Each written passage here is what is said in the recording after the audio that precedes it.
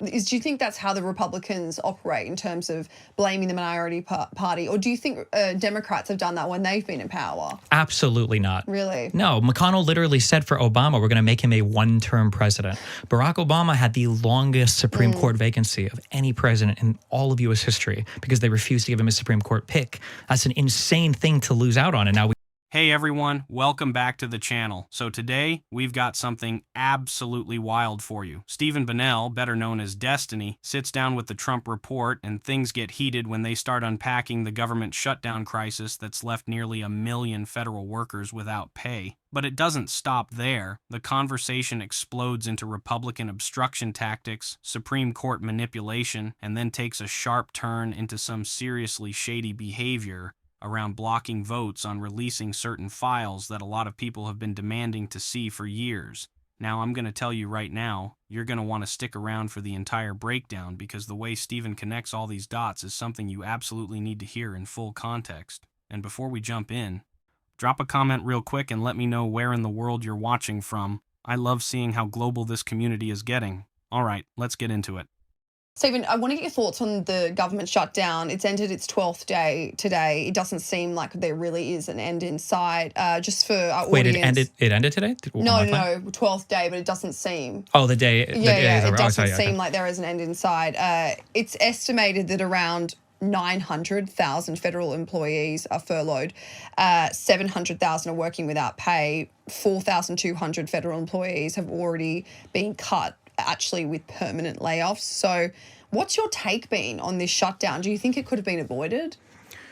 Yeah, of course it could have been, but I mean, at this point, I think if we're on day 12, then as of yesterday, I think Trump has presided over more shutdown government than every other U.S. president combined. So, and the majority in almost all of those shutdown governments, it's been the Republicans who had the Senate and the House of Representatives, both halves of our Congress, our parliament or whatever. And to see, Trump continue to have shutdown governments while owning both halves of Congress, he's just legislatively, he's just an incredibly ineffective president. And it's very frustrating because he always has an excuse. But back in 2016, Trump was sold to us as the great deal maker. That was supposed to be his one thing, is that he could get everybody together and kind of negotiate. And it seems like he absolutely cannot do that. He refused to meet with the heads of the minority parties in our Senate and Congress, our Senate and House, Hakeem Jeffries and Chuck Schumer. He wouldn't meet with them. And then eventually when they did come in, he's got his Trump 2028 hat on the table. And it's just like everything's like a joke to this guy. So it's trolling, yeah. Yeah. So, I mean, the Republicans are playing games. Mike Johnson, is making all the rounds in the media. They keep lying about the Democrats want to give $1.5 trillion to illegal immigrant health care, which is not really possible. And then somehow we're in this bizarro world where Republicans are bragging about a new tax they have and the money they're making from it, the import tax, the tariff tax. And then we're also doing, I think we just finalized our swap. It was a $20 billion bailout for Argentinian farmers. I don't know why or how anybody's okay with that. So, yeah, I don't know what the play is. I think Trump doesn't care about anything beyond his own image. So as long as the Republican kind of propaganda machine can hold the party together and keep blaming the Democrats, as long as he feels like he's popular in his party, I don't know if he'll care much. Yeah. What do you think about their argument saying that Democrats have basically delayed this because they wanted, to make these provisions to healthcare, and that they were using this as an opportunity? They needed to use this momentum and use this 7-week period to try and get what they wanted, because you said they don't control anything. I mean, well, one, that's part of, I guess, Congress. You have to make deals with the people across the aisle. When they keep pointing out, well, you guys signed 12 or 13, continuing resolutions. Yeah, because both sides were talking.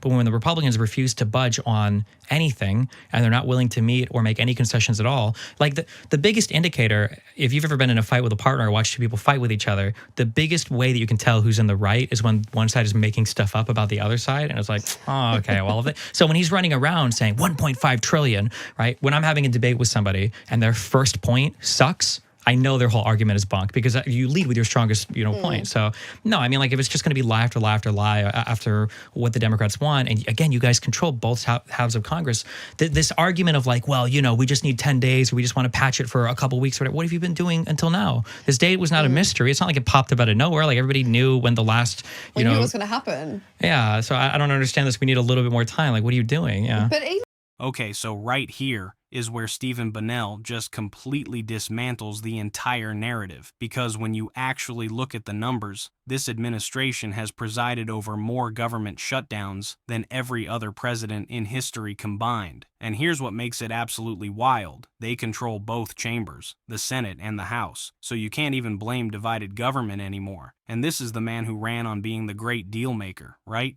That was literally the entire pitch. He's going to walk into Washington, make deals, get things done. But what's actually happening? He won't even meet with the minority party leaders. And when they finally do show up, there's literally a 2028 campaign hat sitting on the table like it's all just one big performance. But here's where it gets even more absurd. They're out here lying about Democrats wanting to spend $1.5 trillion on healthcare for undocumented immigrants. That number is completely fabricated. It's not based on any actual proposal. And at the same time, they're quietly approving a $20 billion bailout for Argentinian farmers. Not American farmers dealing with their own trade war consequences, Argentinian farmers. So when Stephen says this is all about image and the propaganda machine keeping everyone in line, he's exactly right. Because none of this is about governing. It's about creating a narrative that keeps people angry at the wrong targets, while actual policy failures just pile up in the background. And on that, I feel like it's so easy to be sitting in your ivory tower on the top when you're in government. But the reality is like these government shutdowns affect everyday people. So contractors like cafeteria workers, cleaners, they're going to have they won't receive back pay for this 12 plus days that they're out of work. There will also be delayed paychecks for 2 million federal workers. And of course, this will affect small businesses and the wider economy. So are they working quicker, Congress? Are they working quick enough with the idea of who they're working for? Does that make sense? Do they know who they're trying to help? The government? Yeah. Or are they just so in their own world?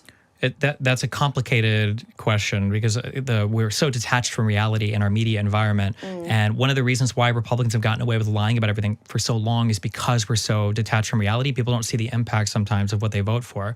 And the American people voted, not just in the Electoral College, but even in the popular vote, we voted for a conservative government. And if Americans are going to keep voting for conservative governments that keep shutting down the government, that keep having people not get paid, that keep building Qatari air bases or allowing them to train F-15 pilots in our country and bail out Argentinian farmers and bail out our own farmers because our trade wars are costing us money. I mean, that's what the American people are voting for. Like, I don't know. It can't be that you're always blaming the minority party for every single thing that's going on. Like, are you saying you can't govern unless you have a supermajority in both halves of Congress and the presidency and a 6-3 Supreme Court? Like it doesn't make any sense. You can't. It's like a totally ineffective government. Do you think that's how the Republicans operate in terms of blaming the minority party? Or do you think Democrats have done that when they've been in power? Absolutely not. Really? No. McConnell literally said for Obama, we're going to make him a one-term president. Barack Obama had the longest Supreme Court vacancy of any president in all of U.S. history because they refused to give him a Supreme Court pick. That's an insane thing to lose out on. And now we don't have abortion in the United States anymore. And now Donald Trump is immune from criminal prosecution. The Republicans just play this game of they've gotten further and further detached from reality, so they think that they can just throw a hissy fit on anything and tell Americans whatever they want to tell them to make anything happen that they want to happen. But at some point, you have to actually do your job. Trump on Saturday, he said that we have identified funds to pay military troops on October 15, and he will direct our Secretary of War, Pete Hegseth, to use all available funds to get our troops paid on October 15, so this week. So what's your reaction to that, Stephen? Because does it relieve pressure on the Congress to basically continue the shutdown because they don't have that pressure of not being able to pay troops? But also, do you consider it unequal treatment to the rest of federal workers that aren't getting paid? Yeah, I don't know the obsession with just saying some workers are like more important than others, especially from Donald Trump, who loved to make fun of McCain for being a prisoner of war and would make fun of Gold Star families and everything else.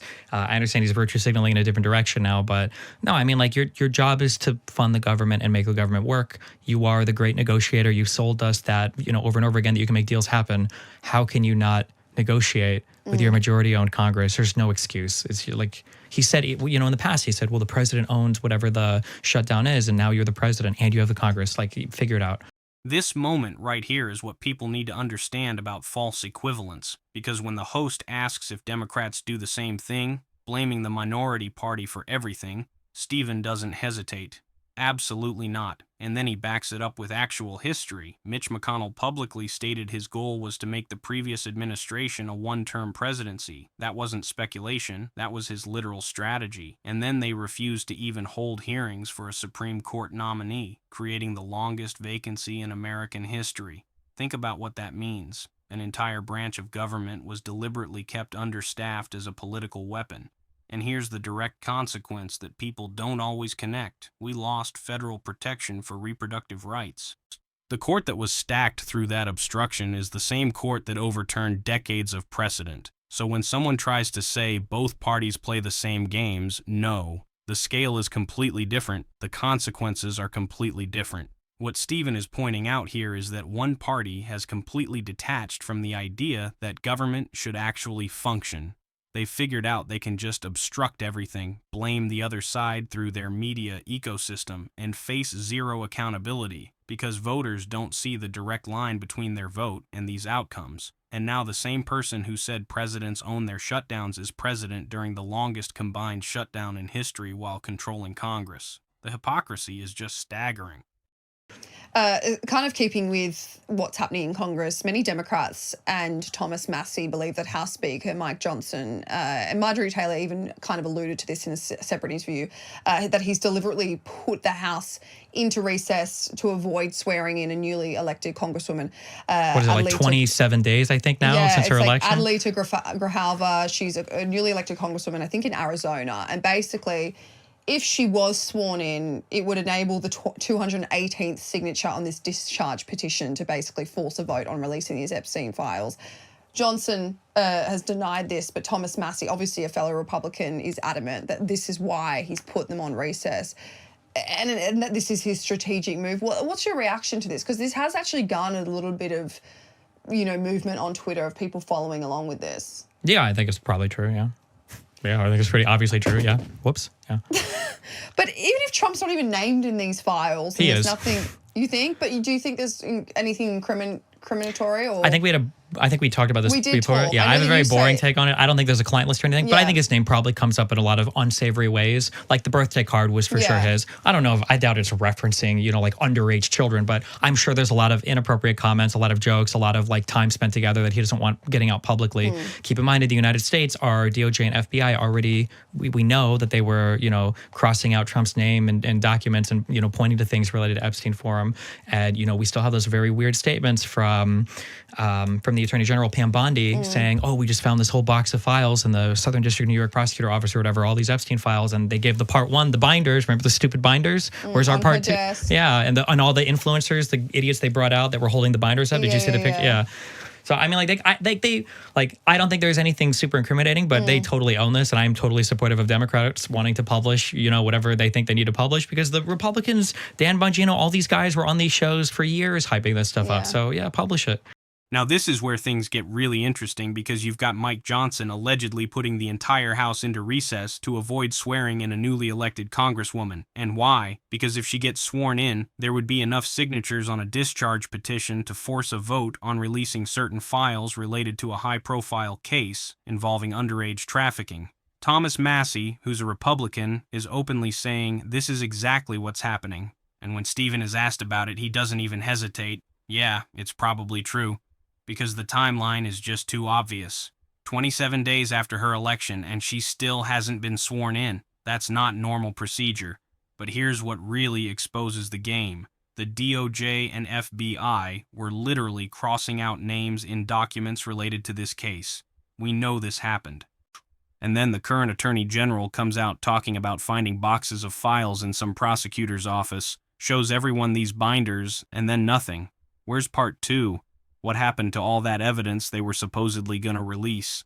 For years, certain media figures and political influencers were hyping up these files, demanding transparency, making it seem like this was the most important thing in the world. And now that there's actual momentum to release them, suddenly we're putting Congress in recess. Suddenly we can't find the votes. The political calculation is so transparent, it's almost insulting.